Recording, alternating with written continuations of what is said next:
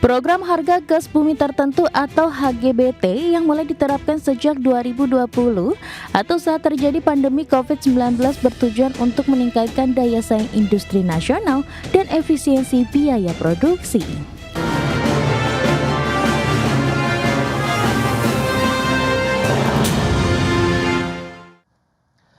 Ya, kebijakan harga gas bumi tertentu atau HGBT hingga saat ini masih menjadi game changer industri manufaktur di tanah air. Apalagi di tengah dinamika kondisi geopolitik dan geoekonomi global yang semakin tidak menentu akibat perang berkepanjangan. Program harga gas bumi tertentu atau HGBT yang mulai diterapkan sejak 2020 atau saat terjadi pandemi COVID-19 bertujuan untuk meningkatkan daya saing industri nasional dan efisiensi biaya produksi. Bahkan kebijakan HGBT hingga saat ini masih menjadi game changer industri manufaktur di tanah air. Apalagi di tengah dinamika kondisi geopolitik dan geoekonomi global yang semakin tidak menentu akibat perang berkepanjangan. Namun demikian, mengawali tahun 2026 ini sejumlah industri kembali mengeluhkan pasokan gas murah atau HGBT. Forum Industri Pengguna Gas Bumi atau FIPGB mengungkapkan berkurangnya pasokan HGBT dikhawatirkan bisa mengganggu aktivitas dan biaya produksi hingga utilisasi industri manufaktur di dalam negeri. Di sisi lain, kebijakan HGBT yang mulai diterapkan sejak 2020 atau saat terjadi pandemi COVID-19 juga memberikan dampak terhadap penerimaan negara bukan pajak atau PNBP. Kementerian Keuangan mencatat setidaknya selama 5 tahun terakhir negara harus rela melepas potensi penerimaan pajak sebesar 87 triliun rupiah.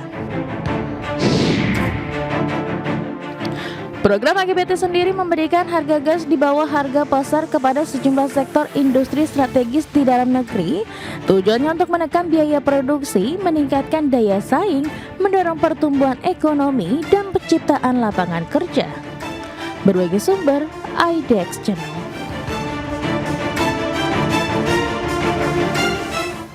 Baik pemirsa, untuk membahas tema menarik kita kali ini, efektivitas HGBT sebagai bahan bakar industri manufaktur, kita sudah tersambung melalui Zoom bersama dengan Bapak Justinus Gunawan, Ketua Umum Forum Industri Pengguna Gas Bumi, kemudian ada Mas Yusuf Rendy Mandilet, Peneliti Ekonomi Kor Indonesia. Langsung saja kita sapa ini. Halo Pak Justinus, apa kabar? Baik Pak, Mas Pras. Baik, terima kasih juga atas waktu yang disempatkan. Mas Yusuf, apa kabar? Kabar baik Mas Pras. Baik, terima kasih atas waktu yang disempatkan juga, dan langsung saja kita akan review dari Pak Justinus ya, terkait dengan bagaimana sih Anda melihat begitu implementasi kebijakan HGBT sejauh ini. Apakah memang sudah ada kepastian dilanjutkan di tahun 2026 ini? Apakah juga HGBT benar-benar akhirnya dirasakan merata juga nih oleh pelaku industri, Pak Justinus? Terima kasih. HGBT berlanjut sejak tahun 2025 dan 2026 ini. Oke. Namun implementasinya semakin buruk. Terakhir Maret itu bahkan mungkin di bawah 50% realisasi pasokan untuk skema HGBT. Karena realisasi semakin rendah, ini mengancam, tidak hanya mengganggu tapi mengancam daya saing dan sudah mulai terlihat dengan penurunan utilitas gitu ya. Oke. Bahkan kalau kita lihat review dari PIM, Purchasing Index Managers Manufaktur yang Maret, Oke. itu Indonesia hanya 50,3. Kita bisa katakan nyaris kontraksi selama 6 bulan terakhir ini. PMI manufaktur Indonesia ini terendah di ASEAN. ASEAN rata-rata 51,8 pada triwulan pertama ini. Indonesia jauh di bawah itu. Padahal bulan Februari PIM Indonesia masih 53,8, sama dengan PIM-nya ASEAN. Ini dampak langsung tidak hanya Januari sampai Maret, tapi sebelumnya ada gangguan juga pada bulan Agustus darurat gas itu. Nah, itu bisa ditanggulangi oleh industri. Namun karena bertubi-tubi dan sebagian rendah utilisasi, wah ini sudah mengancam tadi nih. Oke. Demikian. Itu ya update terbarunya ya, ternyata masih dari kondisi yang sama, dalam artian kendalanya klasik begitu ya Pak Yusinus ya, Betul, terkait dengan betul, ya. pasokan. Nah sekarang kalau kita ke Mas Yusuf Rendy, Anda melihat bagaimana sih sebenarnya seberapa efektif akhirnya kebijakan HGBT ini dalam mendorong pertumbuhan sektor industri manufaktur di dalam negeri, Mas Yusuf? Ya, kalau kita lihat secara agregat, memang kebijakan ini memberikan dampak positif terhadap perkembangan industri. Tapi kalau kita bicara efektivitasnya, itu kami kira masih bersifat parsial. Jadi Oke. kalau kita melihat dari efektivitas atau dampak positif dulu terlebih dahulu, data-data yang dikeluarkan oleh berbagai lembaga itu menunjukkan di periode 2020 hingga 2024, 7 sektor penerima HGBT ini, yaitu pupuk, petrokimia, olefin, baja, keramik, kaca, dan sarung tangan, itu rata-rata mencatat pertumbuhan positif. Nah, industri keramik misalnya itu tumbuh sekitar 2,1% per tahun, petrokimia 2%, dan industri baja sekitar 1,8% gitu ya. Dari sisi utilisasi pabrik juga ada perbaikan signifikan gitu ya. Misalnya industri keramik itu naik yang tadinya sebelum HGBT utilisasi pabriknya itu 50 hingga 60%, setelah HGBT itu naik menjadi sekitar 70 hingga 78% gitu, 70 hingga Oke. 78% selama periode 2020 hingga 2024. Tapi secara keseluruhan tadi juga sudah sempat disinggung oleh Pak Justinus bahwa kalau kita mengukur dari indikator agregat PMI, terutama pada data terakhir di bulan Maret, ini memang terjadi penurunan gitu ya, yang artinya ini menunjukkan bahwa HGBT yang dilanjutkan programnya dari 2005 itu tidak bisa dijadikan sebagai satu-satunya faktor yang menentukan gitu ya daya saing dari industri manufaktur itu sendiri. Karena di saat yang bersamaan kita melihat ada faktor lain seperti misalnya permintaan global, kemudian juga gangguan rantai pasok ya akibat konflik geopolitik, dan tentu tekanan tarif yang tidak menjadi variabel yang kemudian tidak bisa kita abaikan gitu. Jadi kalau kami melihat memang dia efektif Mas Pras untuk menjaga utilisasi, Oke. menahan kontraksi 7 sektor energi, Hmm. uh, industri manufaktur yang tadi saya sebutkan, tetapi apakah kemudian ini dia bisa mendorong pertumbuhan industri manufaktur secara keseluruhan, ini memang masih relatif perlu didiskusikan lebih lanjut gitu ya, karena tadi bahwa ada Oke. implementasi yang terhambat yang kemudian menurunkan efektivitas dari kebijakan HGBT ini, Mas Oke, Pras. jadi masih parsial ya di sejumlah industri meskipun rata-rata juga mengalami pertumbuhan yang positif ya, terutama kepada 7 industri yang menerima HGBT. Nah, Pak Justinus, lantas seberapa besar kalau kita bicara mengenai dampak HGBT juga terkait dengan daya saing industri manufaktur Indonesia dibandingkan dengan negara-negara lain di kawasan begitu Pak Justinus? Daya saing kita turun dengan terlihatnya penurunan permintaan di akhir Maret. Memang betul dikatakan oleh Pak Yusuf tadi, ada gangguan global khususnya logistik itu sendiri. Iya. Jadi rute maritim itu agak terganggu, sehingga pengiriman agak terhambat. Namun kami melihat ada peluang justru bagi industri bila daya saing kita terjaga tinggi, ya. Sehingga kita bisa masuk ke pasar-pasar yang dulu mungkin sedikit, tapi karena gangguan pasokan global, kita bisa masuk. Nah, disinilah kritisnya kemampuan daya saing kita bisa masuk. Karena sebagian besar investasi yang baru 2-3 tahun itu masuk ke Indonesia karena memang ada suatu daya tarik dengan energi khususnya gas bumi yang sangat bagus. Contohnya ada beberapa mungkin di keramik, kaca, dan lainnya, mereka investasi dengan daya tarik ini. Makanya bahwa kebijakan ini harus dipertahankan selanjutnya dan juga dengan pasokan tadi. Justru ada momentum kita menunjukkan bahwa produksi gas kita dan energi secara umum itu memang digunakan untuk mempertahankan dan menghidupkan ekonomi kita gitu ya. Oke. Karena energi itu sama seperti bahan baku, sangat menentukan daya saing kita. Dan kami yakin kita punya resiliensi terbentuk pada saat tahun 2020 HGBT itu mulai, tadi Pak Yusuf katakan, itu Ya. terbukti efektif ya. Hmm. Jadi kita bisa bangkit dan bisa bertahan, punya resiliensi lah gitu ya. Nah, mengenai soal tertundanya PNBP dan mungkin tadi sekitar 87 triliun itu, dan itu juga memang kemudian dikembalikan beberapa kali lipat menurut studi Jadi memang nilai tambahnya sangat besar, mungkin setidaknya mungkin 3 kali. Jadi penundaan hanya masalah waktu, tapi jumlahnya itu berlipat ganda gitu ya. Oke. Jadi itu.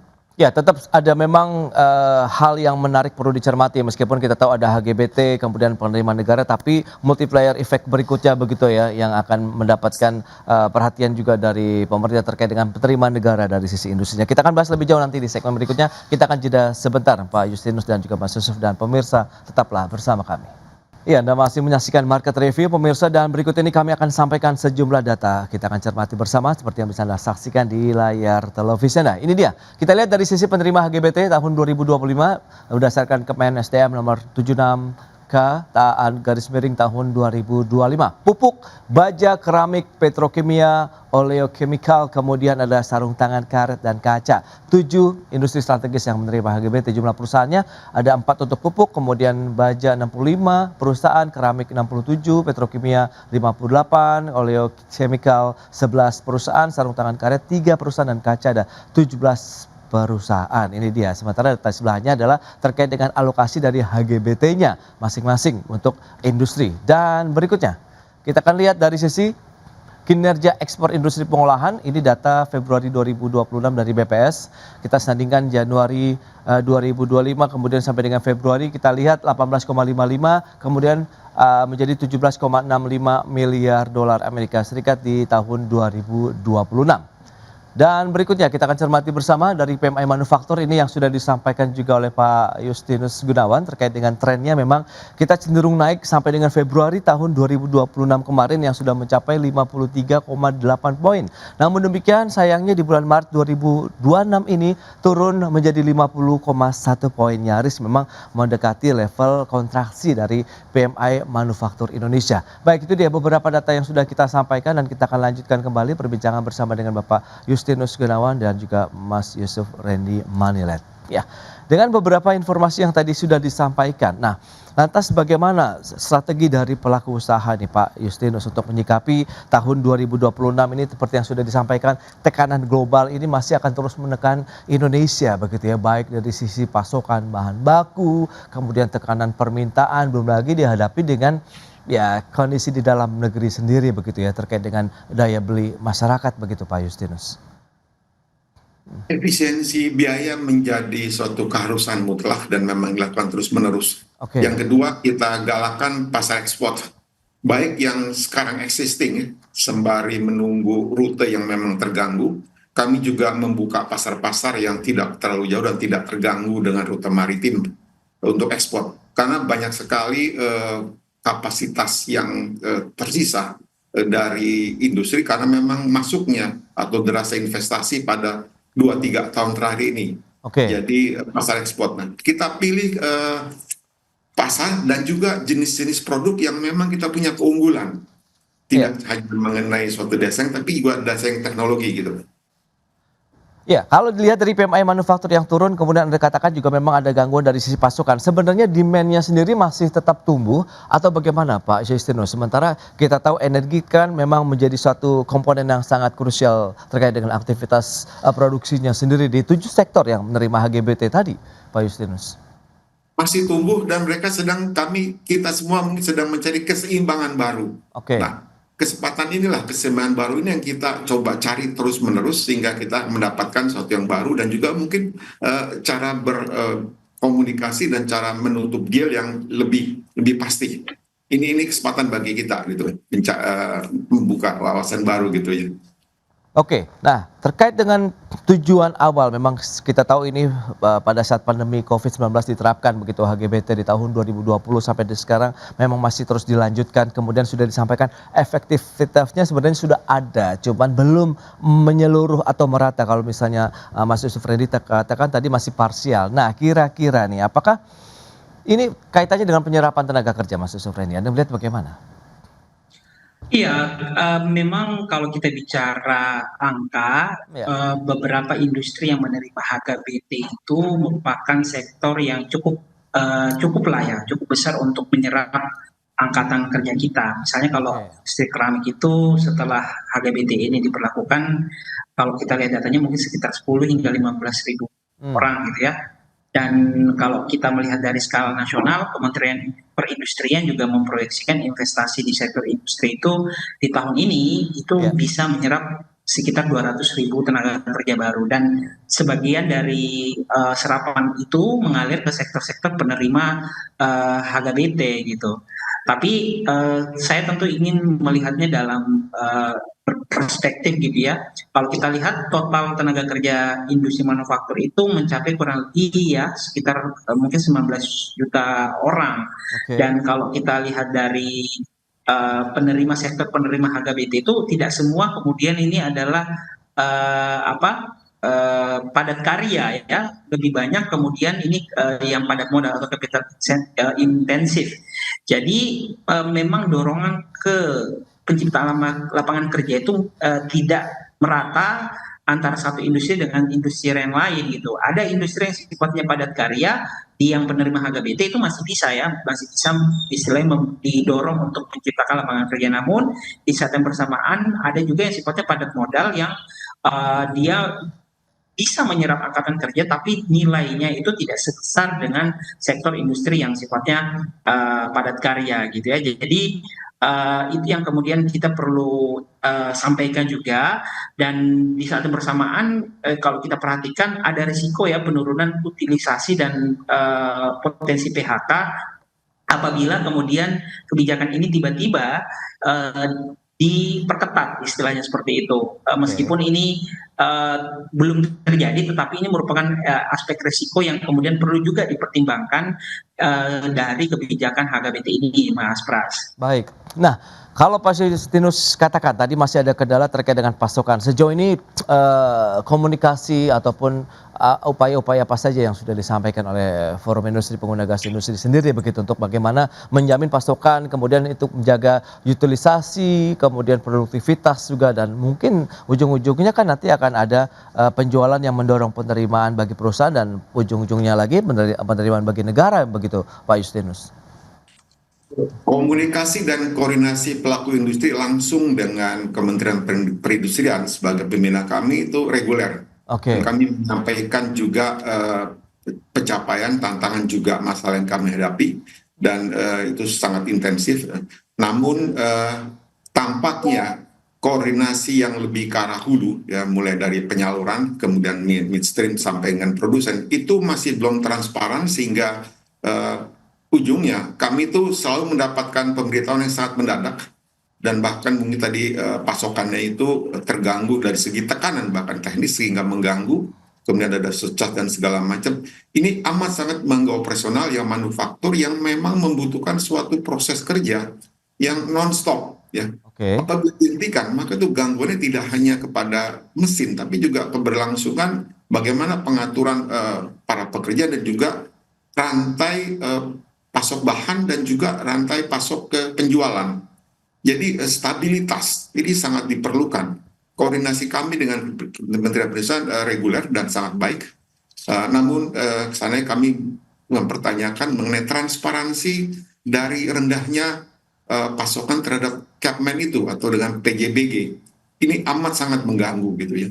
Oke, itu dia ya, beberapa tantangan, kemudian jalur komunikasi yang sudah cukup intens dengan Kementerian Perindustrian, tinggal nanti implementasinya lagi mungkin yang perlu dipertegas begitu Pak Justinus. Kita akan lihat seberapa jauh juga bahwa ini baiknya diperluas atau tidak begitu ya untuk HGBT. Kita bahas lebih lanjut di segmen berikutnya. Kita akan jeda kembali sebentar Pak Justinus dan juga Mas Yusuf ya. Dan pemirsa, kami akan segera kembali usai jeda berikut ini.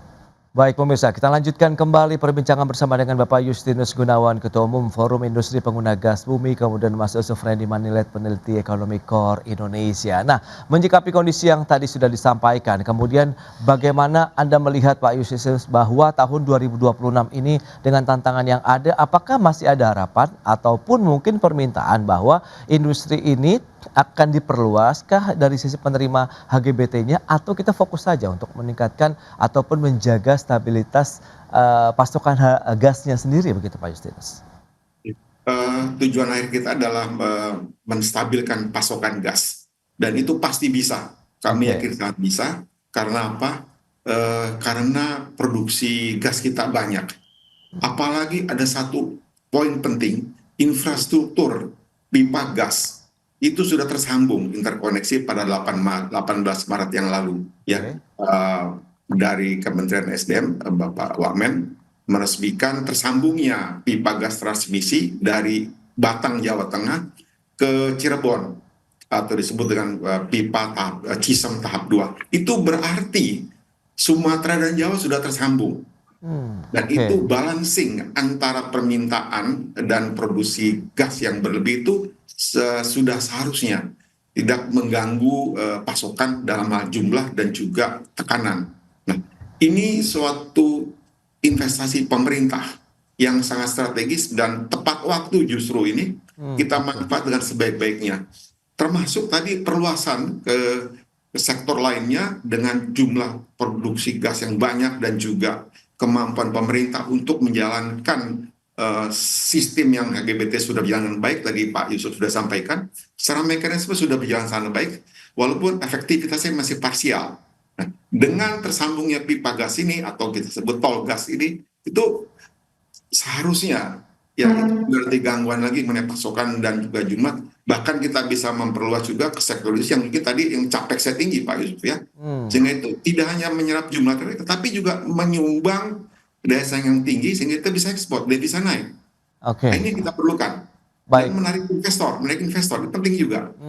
Itu dia ya, dengan jaringan pipa yang tersambung begitu ya, ini akan menjadi harapan baru ya untuk stabilisasi pasokan gas sendiri bagi industri di dalam negeri. Nah, Mas Yusuf, kaitannya dengan HGBT, ini ada potensi nggak akhirnya menimbulkan mungkin distorsi pasar energi, terutama bagi sektor yang memang belum menerima manfaat, dalam artian yang tidak mendapatkan program HGBT ini, Mas? Ya, kan kalau kita lihat HGBT ini kan adalah bentuk price control ya, yang menetapkan harga di bawah harga keekonomian, bahasa sederhana seperti itu. Jadi tentu dia punya ada konsekuensi ya.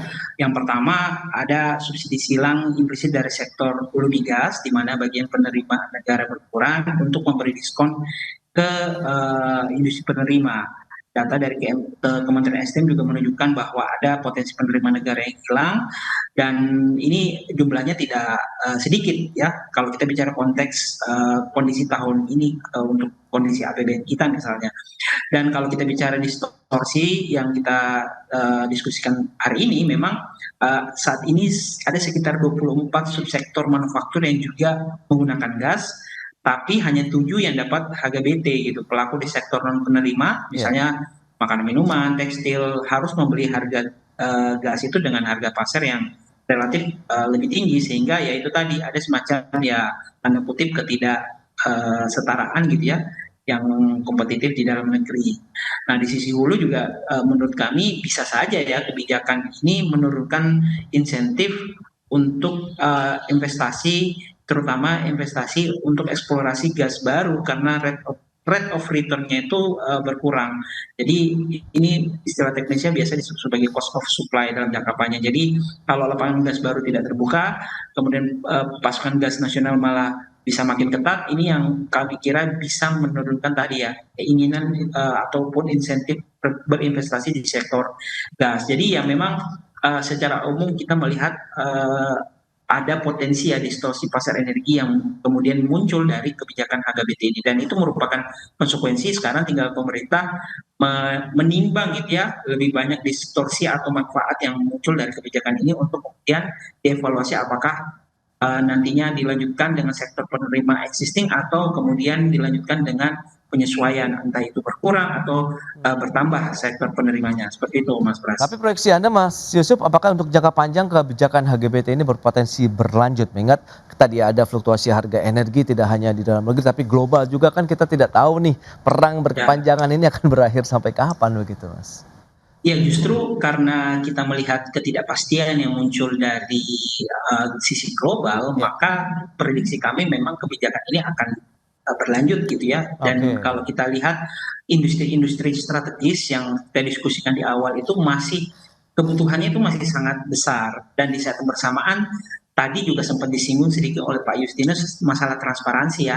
Apakah kemudian sektor yang mendapatkan kebijakan HGBT ini betul-betul menerima penuh ya sesuai dengan kontrak yang sudah disepakati oleh penerima dan juga pemerintah. Nah, kalau kita prediksi dalam beberapa tahun ke depan, saya kira dengan harga energi yang semakin fluktuatif, memang kebijakan ini juga masih akan tetap berlanjut.